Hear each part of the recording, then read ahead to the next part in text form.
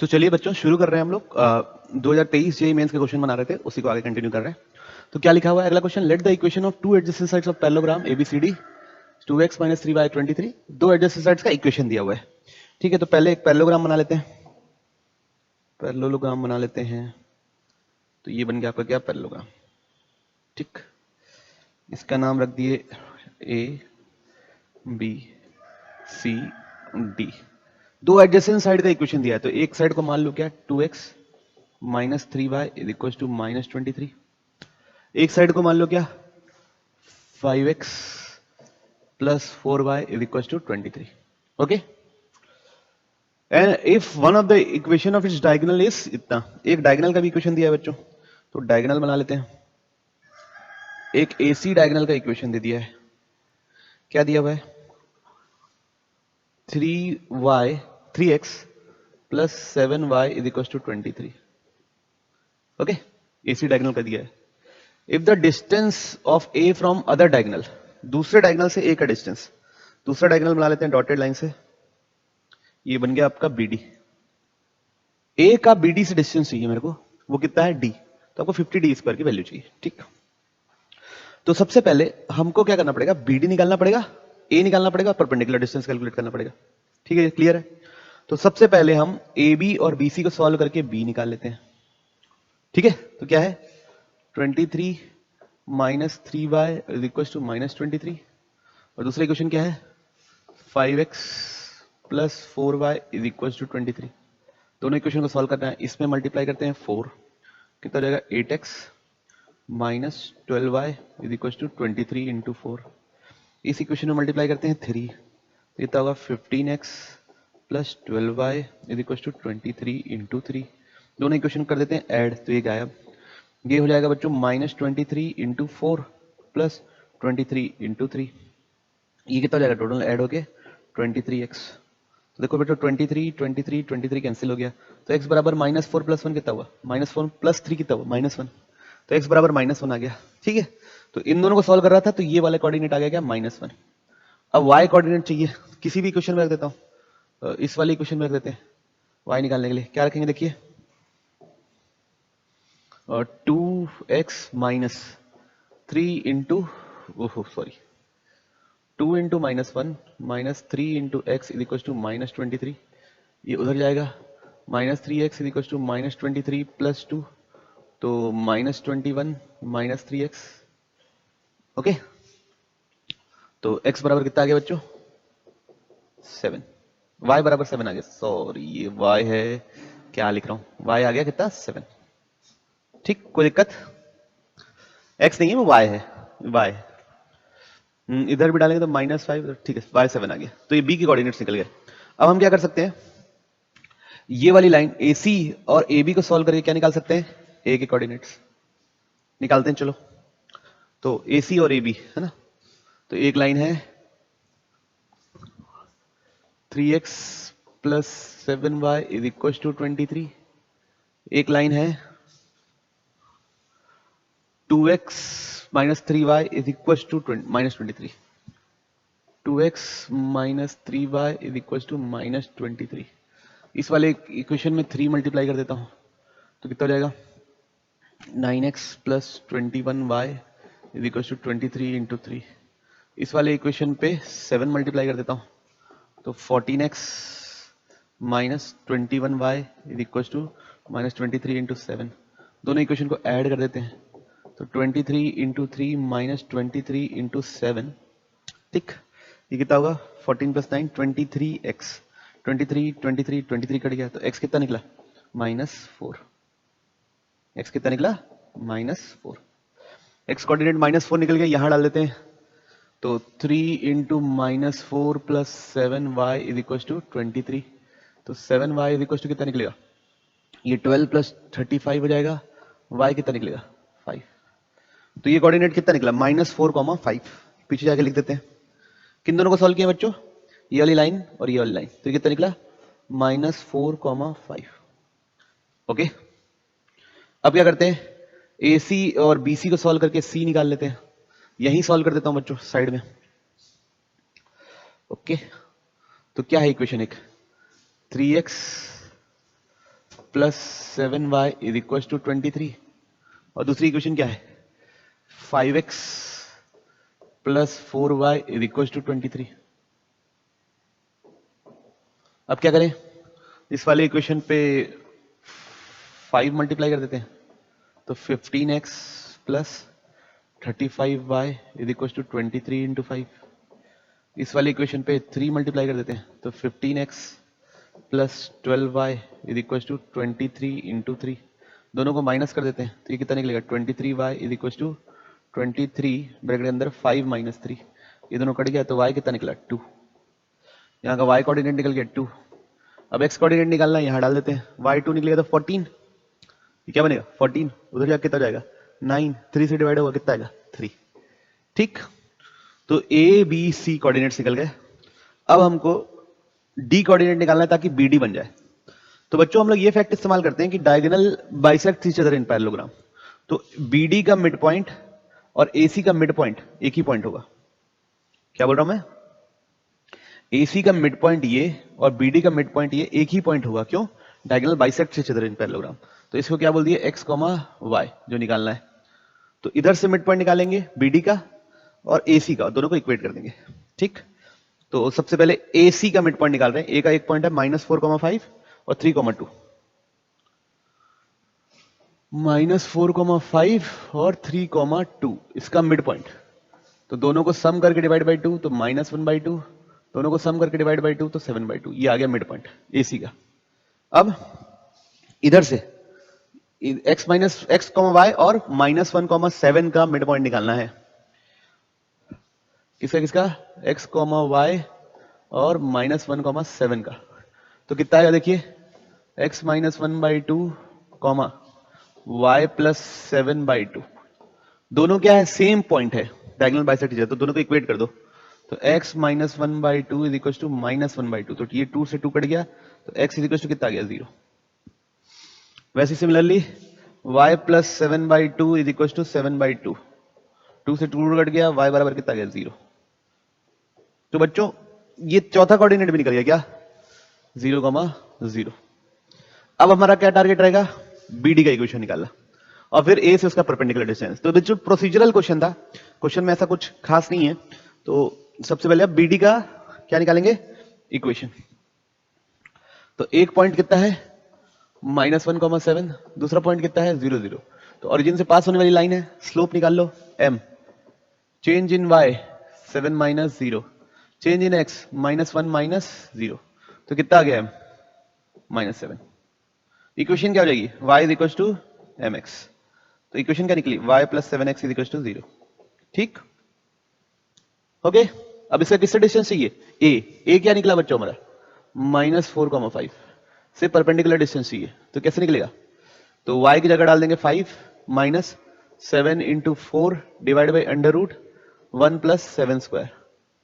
Clarity है सबको, okay.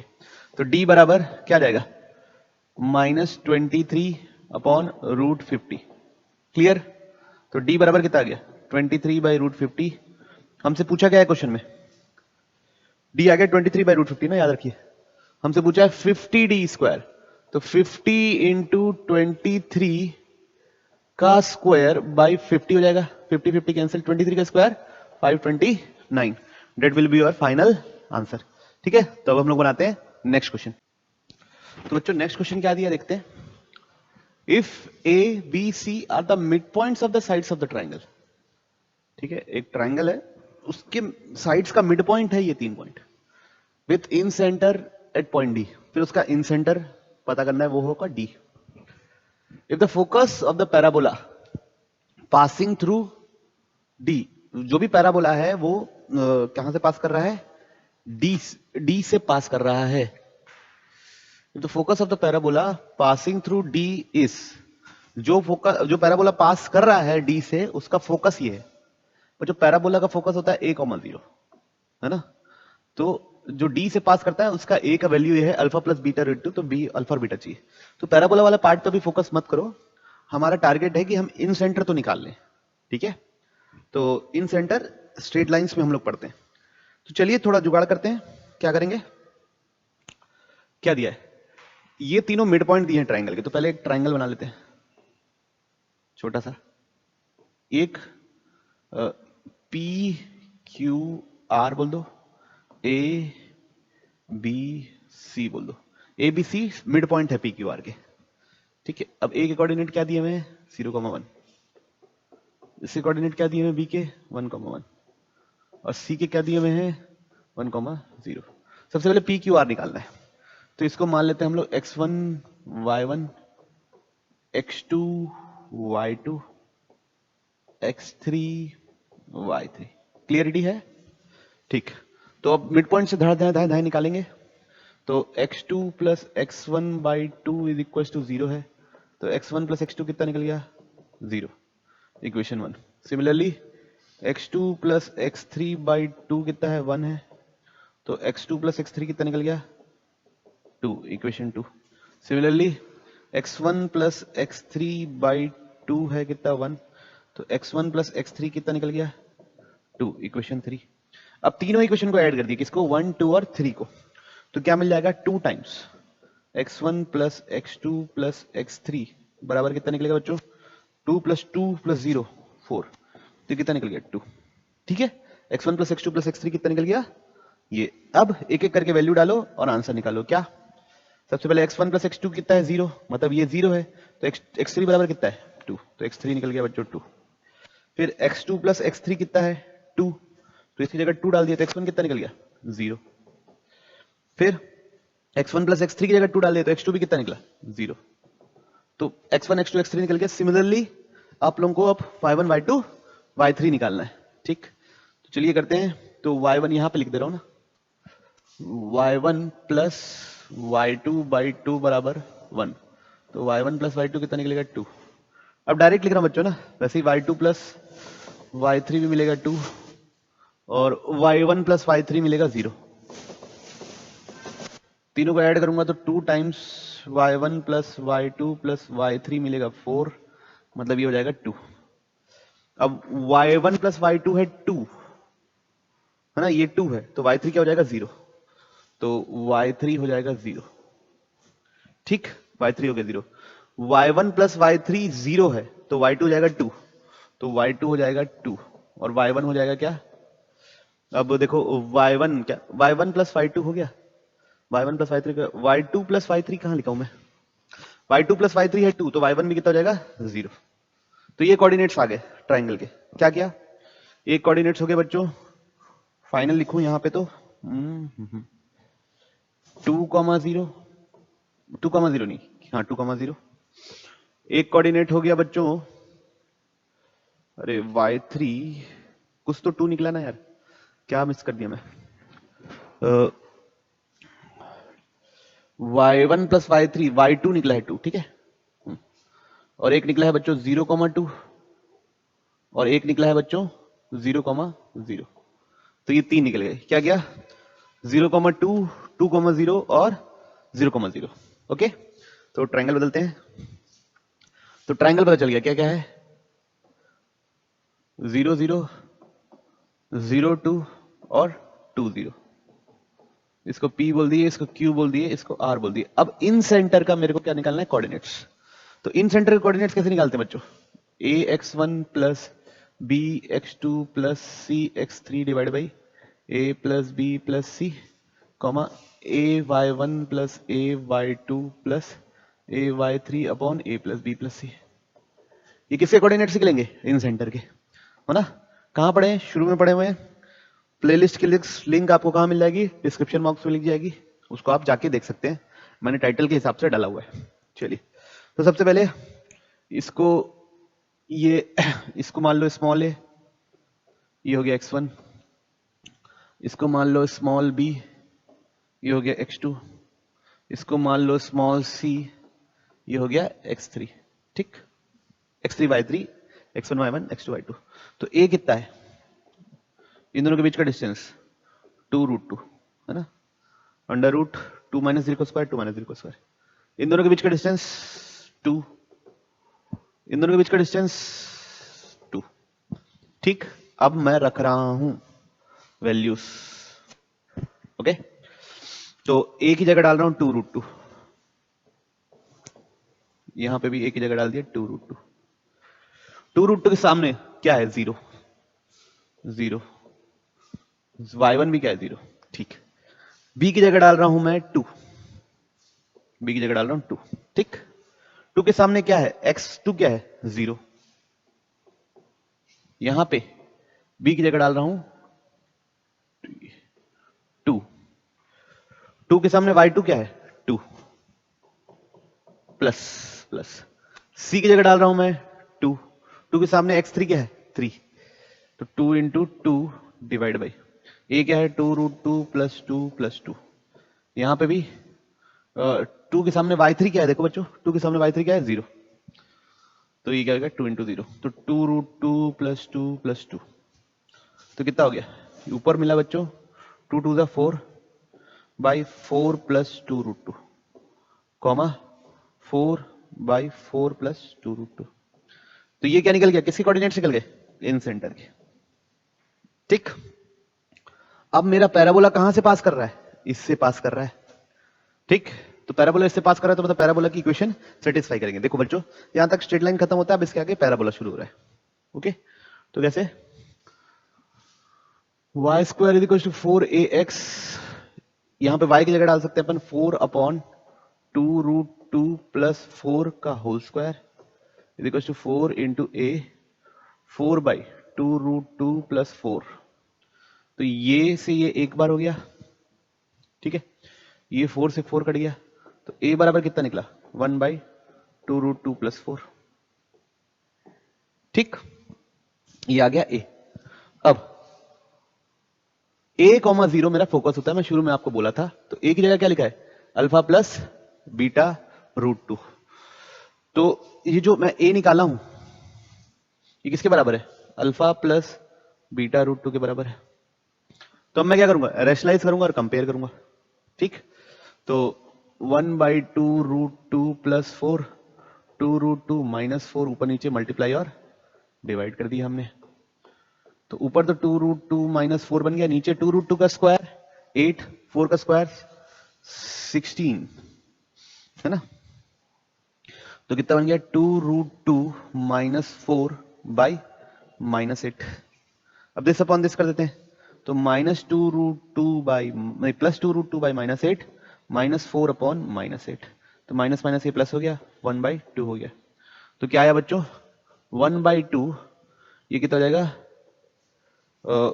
ये माइनस साइन रहेगा ना बच्चों, यहाँ पे ये वाला माइनस साइन रहेगा, इसमें माइनस साइन, तो माइनस कितना आने वाला है? √2/4। ये बराबर क्या है? Alpha plus beta. तो अल्फा कितना निकला बच्चों? 1/2। बीटा कितना निकला बच्चों? -1/4। ठीक, ये कंपेयर करके हमने लिख दिया। अल्फा बराबर 1/2, बीटा बराबर -1/4। अब क्वेश्चनाइज किए हैं, कुछ नहीं किए। ठीक, अब देख लेते हैं, चेक कर लेते हैं हमको निकालना क्या है। हमको निकालना है अल्फा अपॉन बीटा स्क्वायर। हमको निकालना है, यहां पे लिख दे रहा हूं बच्चों, alpha upon beta square. Alpha कितना है? 1/2 माइनस बीटा स्क्वायर कितना हो जाएगा? 1/16। टोटल मिलकर क्या हो जाएगा बच्चों? 8। देखिए आंसर ऑप्शन है कि नहीं है?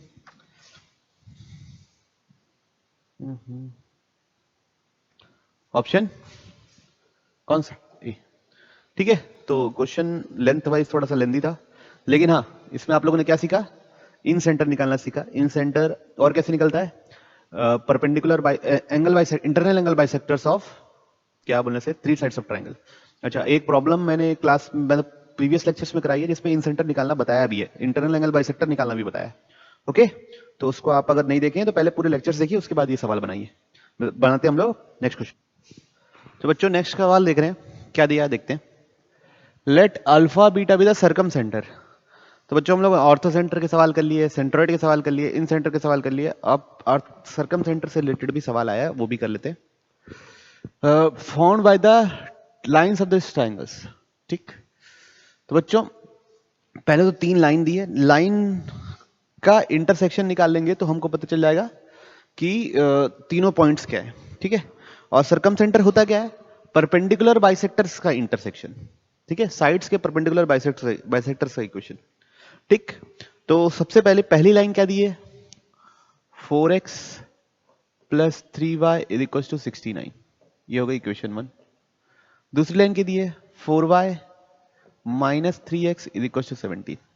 अगर आप गौर से देखो, ax by माइनस एक्स, मतलब ये दोनों एक दूसरे के क्या है, परपेंडिकुलर। ठीक है, इसका स्लोप निकालोगे -4/3 है, इसका स्लोप है 3/4, एक दूसरे के नेगेटिव रेसिप्रोकल हैं इसके स्लोप, तो दोनों लाइंस क्या है, परपेंडिकुलर। ठीक, तो परपेंडिकुलर मतलब राइट एंगल ट्राइंगल है। यहां पे एक बात पता चल गई हमको, क्या पता चल गया कि कैसा ट्राइंगल है, राइट एंगल ट्राइंगल है मेरा। ओके, तो राइट एंगल ट्राइंगल में हाइपोटेन्यूज कहां रहता है बच्चों, सरकम सेंटर कहां रहता है, हाइपोटेन्यूज के मिड पॉइंट पे। ठीक है, तो मैं हाइपोटेन्यूज निकाल लूंगा, यहां पे 90 डिग्री है। ठीक, हाइपोटेन्यूज निकाल लूंगा मतलब ए के कोऑर्डिनेट और सी के कोऑर्डिनेट निकाल लूंगा, उसका मिड पॉइंट आ जाएगा ना, तो वही मेरा आंसर हो जाएगा। बात समझ में आई? तो ये पॉइंट क्या है, 4x 3y 69, ये क्या हो गया, 4y minus 3x is equal to 17, ये क्या हो गया, x plus 7y is equal to 61। तीसरी लाइन दी गई। ठीक है, और सरकम सेंटर है अल्फा बीटा, मतलब इन दोनों का मिड पॉइंट यहां पे कहीं क्या है, अल्फा बीटा। ये सरकम सेंटर की प्रॉपर्टी होती है भाई, है ना, राइट एंगल ट्राइंगल में सरकम सेंटर कहां लाई करता है, हाइपोटेन्यूज के मिड पॉइंट पे। ऑर्थो सेंटर लाइन कहां करता है, जहां पे परपेंडिकुलर हो। ठीक है, ये ऐसा प्रॉपर्टी है, हम लोग पढ़े में। ओके, तो सबसे पहले ए निकाल लेता हूं, फिर सी निकालना। ए निकालने के लिए इस लाइन और इस लाइन को सॉल्व करना पड़ेगा। तो एक और लाइन क्या है, x plus 7y is equal to 61। तो इसमें मैं मल्टीप्लाई कर देता हूं 4, तो 4x प्लस 28 61 इंटू 4, और ये क्या है, 4x plus 3y is equal to 69। अब दोनों को क्या कर देते हैं, माइनस, तो ये गायब। तो 28 तो कितना बचा, 25, 61 4 जा तो 4 244 माइनस 69 कर लेते हैं। पीछे आएगा, एक सेकंड ना, कुछ मिस्टेक तो नहीं हो गई, मेरे ख्याल से तो अभी तक नहीं हुई है। 60 है पीछे 4, ठीक है 244, ठीक, तो ये कितना होगा, 244 माइनस 69। ओके, पीछे कितना आएगा देखो, ये 13, तो 4 23, कितना आएगा, 174, 170, क्या कर रहा हूं, 175। ठीक, तो ये कितना आएगा, 7 था, तो y कोऑर्डिनेट कितना आ गया इसका, 7। किन दोनों को सॉल्व कर रहा हूं, इसको इसको, तो y कोऑर्डिनेट यहां का आ गया 7। ठीक, y कोऑर्डिनेट 7 आ गया, यहां डाल देते हैं। तो 4x plus 3 into 7 is equal to 69। तो ये 28 माइनस हो जाएगा 69 माइनस 21, 28 नहीं 21, तो कितना आएगा बच्चों, पीछे का 8 48, तो 4x इज इक्वल टू, तो x कितना आएगा 12, तो ये कोऑर्डिनेट कितना है 12,7। ठीक है, बेसिकली बस सॉल्व किया दोनों इक्वेशन। अब इसको और इसको सॉल्व कर रहे हैं, किसको किसको, x plus Y is equal to 61 और 4x minus 3y is equal to 17, उसको सॉल्व करने से क्या निकल जाएगा, c। चलिए निकालते हैं। तो x plus 7y is equal to 61 और 4y minus 3x is equal to 16, 17, 4y minus 3x is equal to 17। तो इस इक्वेशन में 3 मल्टीप्लाई कर देता हूं, तो 3x plus 21y is equal to 61 into 3, और ये क्या है, 4y minus 3x is equal to 17। दोनों इक्वेशन को ऐड करेंगे, ये गायब, 25y इज इक्वल टू 61 3 जा 183 प्लस 17 कितना हो गया बच्चों, 200। तो डिवाइड होकर कितना मिल जाएगा, 8। तो y कोऑर्डिनेट निकल गया 8, y कोऑर्डिनेट 8 निकल गया, यहाँ डाल देते हैं, x निकल जाएगा। तो x is equal to x plus 7 into 8 is equal to 61, है ना, 7 8 56, और उधर जाके माइनस हो जाएगा, तो x कोऑर्डिनेट कितना निकलेगा, 5, है ना। कितना निकलेगा 5। तो सी के कोऑर्डिनेट्स क्या निकल गए 5,8। ये निकल गए 5,8। अब इसको मिटा रहा है 1 सेकंड के लिए। इसका मिड पॉइंट है क्या हमारा सर्कम सेंटर। तो मिड पॉइंट क्या निकलेगा निकालते हैं चलिए। तो 12 प्लस 5 डिवाइड बाई 2 तो कितना हो गया 17/2 और 8 प्लस 7 डिवाइड बाई 2 तो कितना आ गया 15/2। तो ये हो गया बच्चों अल्फा और ये हो गया बीटा। ओके अब हमसे पूछा है अल्फा माइनस बीटा का whole square plus alpha plus beta. ठीक तो क्या हो जाएगा अल्फा माइनस बीटा का whole square plus alpha plus beta 17/2 minus 15/2 का होल स्क्वायर प्लस 17/2 प्लस 15/2।